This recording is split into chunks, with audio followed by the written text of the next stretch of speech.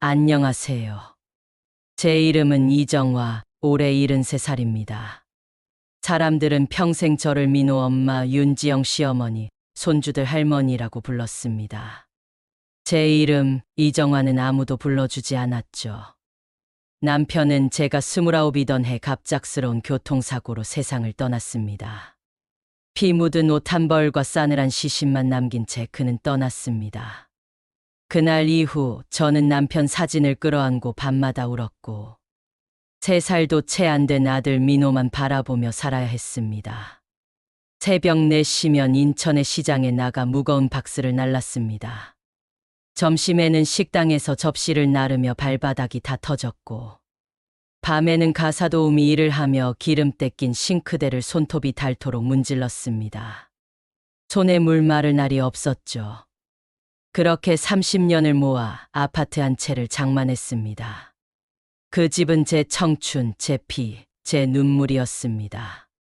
그 집에서 아들 민호, 며느리 윤지영, 그리고 2 손주와 함께 살게 되었을 때 저는 이제라도 보상받는구나 생각했습니다. 손주들이 제 품에 안겨 할머니 고마워요라고 말할 때마다 세상 무엇과도 바꿀 수 없는 행복이 제 가슴을 채웠습니다. 하지만 그 행복은 오래가지 않았습니다. 어머니 청소 다 끝내셨어요? 오늘 저녁에 친구들 오거든요. 어머니 빨래는 저희 옷 따로 해주세요. 섞이면 곤란해요. 어머니 저녁은 정확히 6시에 맞춰주세요. 늦으면 안 돼요. 며느리의 목소리는 점점 차갑고 건조했습니다. 그 말들을 들을 때마다 가슴이 내려앉았습니다. 나는 가족이 아니라 공짜로 부려먹는 가정부였구나. 그 사실을 깨닫게 되었죠. 어느 날은 39도의 고열에 쓰러졌습니다. 숨도 쉬기 힘든데 방 문을 열고 들어온 며느리가 말했습니다. 어머니 아프신 건 알겠는데 저녁은 어떻게 하실 거예요? 애들 먹을 건 챙겨주셔야죠. 그 순간 제 심장이 무너져 내렸습니다. 내 건강은 안중에도 없었습니다. 오직 저녁밥이 그들의 관심사였습니다. 허리는 이미 망가져 있었습니다. 결국 의사의 권유로 수술을 받게 되었는데 수술실 앞 간호사가 물었습니다. 할머니 보호자분은 어디 계세요? 수술 끝나고 꼭 곁에 계셔야 하는데. 저는 고개를 숙이며 대답했습니다. 없어요. 다들 바쁘다네요. 괜찮습니다. 마취해서 깨어났을 때도 옆은 텅 비어 있었습니다. 물 한 모금 떠줄 사람도 손 한 번 잡아줄 이도 없었습니다. 옆 침대 할머니는 아들, 며느리, 손주들이 둘러싸서 어머니 괜찮으세요? 물 드릴까요? 하며 연신 걱정하고 있었죠. 저는 하얀 천장만 바라보며 눈물이 뺨을 타고 흘러내렸습니다. 나는 이 세상에 혼자였던 겁니다. 며칠 뒤 거실에서 들려오는 대화를 우연히 듣게 되었습니다. 민호의 목소리였습니다. 여보, 솔직히 엄마 때문에 우리 생활이 너무 제약받는 것 같아. 그러자 지영이 대답했습니다. 그러게. 친구도 못 부르고 외식도 눈치 보고 요양원 보내면 어때요? 요즘 좋은 곳 많잖아. 그 말을 들은 순간 제 다리가 풀려 벽에 기대었습니다. 20년 동안 바친 내 정성이 그들의 입에선 짐이 되어 있었습니다. 가슴이 찢어지는 듯 했고 세상이 무너져 내렸습니다. 얼마 뒤 아들 민호가 밝은 얼굴로 말했습니다. 엄마, 이번에 제주도 여행 가려고요. 저는 희망을 품고 물었습니다. 나도 같이 가는 거니? 민호는 잠시 머뭇거리더니 고개를 저었습니다. 엄마는 집에서 쉬세요. 저희끼리 가족 여행이에요.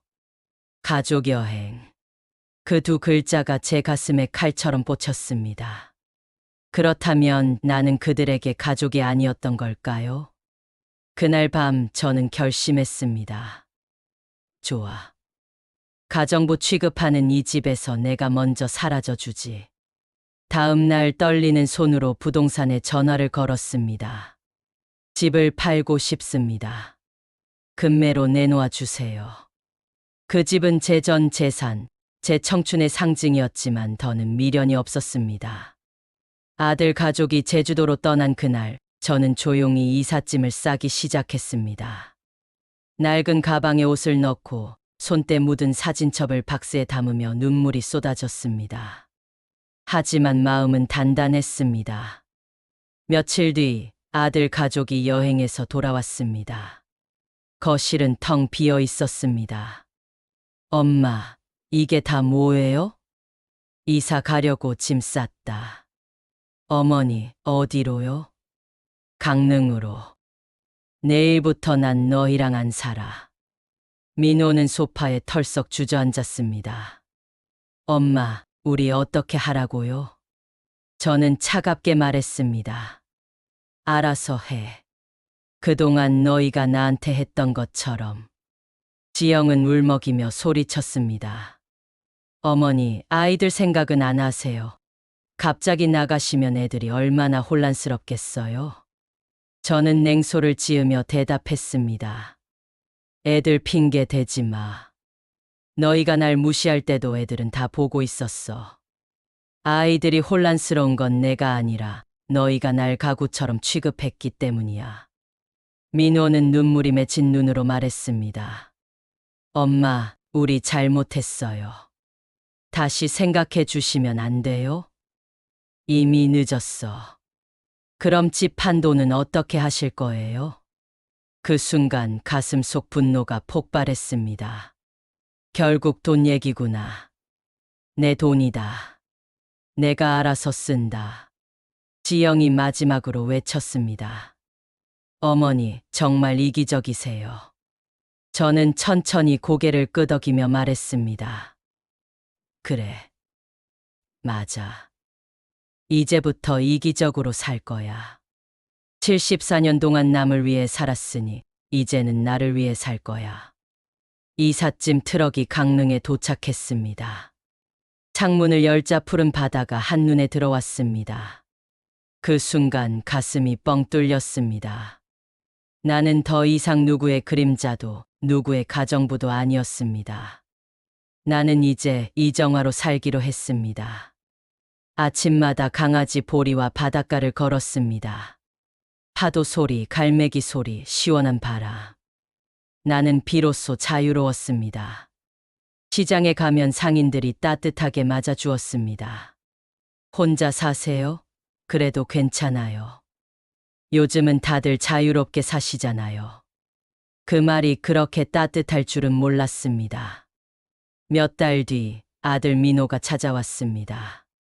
수척해진 얼굴로 제 앞에 서 있었습니다. 엄마, 죄송해요. 엄마가 우리를 위해 해주신 걸 이제야 알았어요. 저는 담담히 대답했습니다. 늦었어. 효도하고 싶으면 내 인생을 내가 잘 살아. 그게 엄마한테는 제일 큰 효도야. 민호는 눈물을 글썽이며 말했습니다. 엄마, 다시 같이 살면 안 될까요? 아직도 모르겠니? 난 이제 혼자가 좋아. 내 삶은 내가 살 거야. 너희 인생은 너희가 살아. 그날 밤 저는 된장찌개를 끓여주었습니다. 민호는 밥을 2그릇이나 먹으며 울었습니다. 그 모습을 보며 가슴이 아렸지만 제 결심은 흔들리지 않았습니다. 저는 지금 매일 아침 바다를 봅니다. 새벽마다 커피를 내리고 보리와 산책을 나서며 생각합니다. 74년 동안 저는 누구의 엄마, 누구의 할머니, 누군가의 뒷바라지로만 살았습니다. 하지만 이제는 제 이름 이정화로 살아갑니다. 여러분, 인생은 너무 짧습니다. 남만 위해 살다 보면 결국 아무도 인정해 주지 않습니다. 정말 중요한 건 내가 행복한지, 내가 원하는 삶을 살고 있는지입니다. 혹시 지금도 누군가의 그림자 속에 갇혀 계신가요? 이제는 스스로의 이름으로 자신답게 살아가야 합니다.